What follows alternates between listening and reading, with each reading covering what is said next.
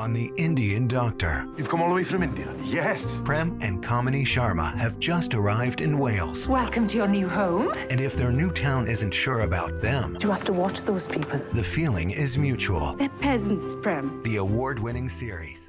Need a good drama to dig into? Let us introduce The Indian Doctor. All 3 seasons are now available here in Colorado only on PBS 12. Go to pbs12.org/passport to binge. So it is now time for our very favorite part of the show, Disgrace of the Week. I imagine a few viewers probably just had it, but that's okay. Penn, usually Patty starts us off, but you have the esteemed honor of starting us off.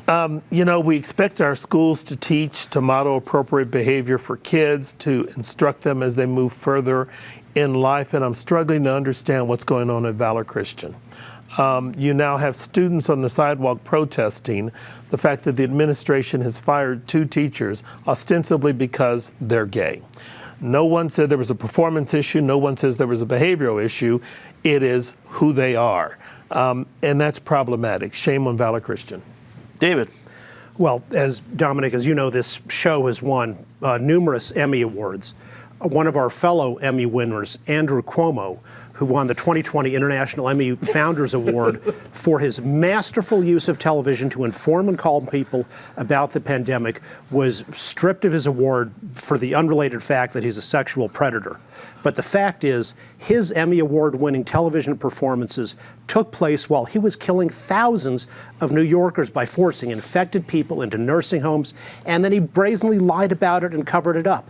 So in real life, he was the complete opposite of the character he was playing on television, and that makes him one of the great television actors of our generation.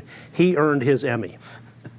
That there is absolutely no connection to Colorado Inside Out to Andrew Cuomo. I just want to make that official. I appreciate what David's saying, but there is no connection. We have a Heartland Emmy, thank you very much. That is only available in this region, not to our friends in New York. Eric, after that disclaimer. I don't know what David has in his coffee lunch, but how do I get some of that? I think you have to mention President Biden this week in this category, and the mess the hash that is the Afghanistan withdrawal. We can have a substantive argument about whether to withdraw or not, and I think I probably come down on the side of our time there is done and was probably done long ago. But you can also leave powerfully and competently.